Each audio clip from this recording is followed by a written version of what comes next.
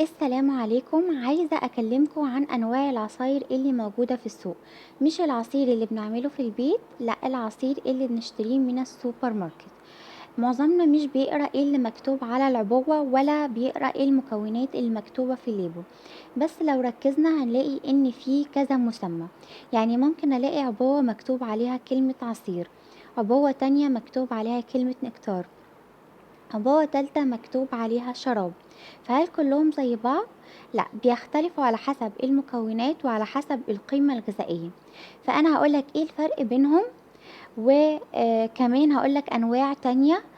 وده علشان تبقى عارف وانت بتختار هتختار ايه بناء على أفضلهم كقيمة غذائية.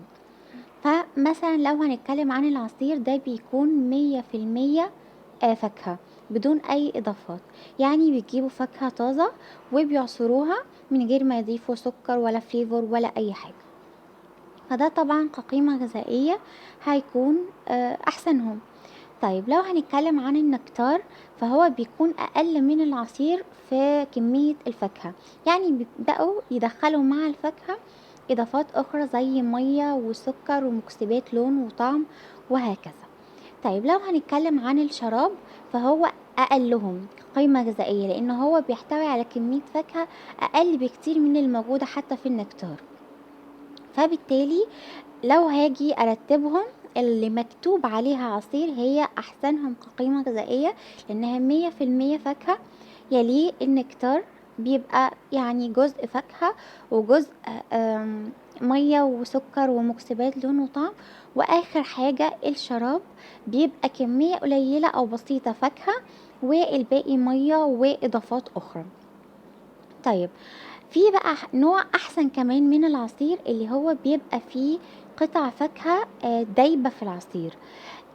في طبعا شركة معروفة قوي بتعمل النوع ده. فده احسنهم لان قطع الفاكهة اللي دايبة في العصير دي بتزود قيمة الالياف اللي فيه وبتزود الفيتامينات، فكقيمة غذائية هو احسن كمان من العصير. في بقى نوع كمان اسمه العصاير المركزة.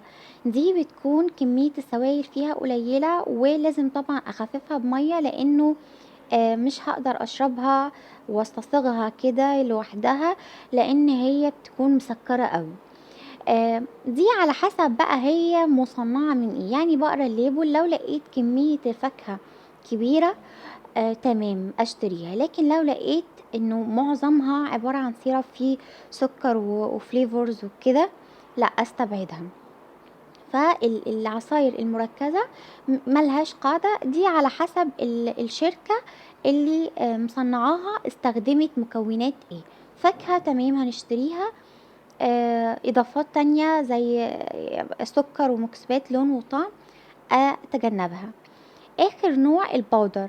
البودر اللي هو بنجيب بودر وندوبه في مية وسكر. دي انا ما افضلهاش لان بيبقى معظمها سكر وفليفرز ولون وهكذا. فلو هشتري اول حاجة اختارها العصير اللي فيه القطع الفاكهة، بعدين العصير، بعدين النكتار، واخر حاجة بقى الشراب ده لو ما لقيتش غيره يعني.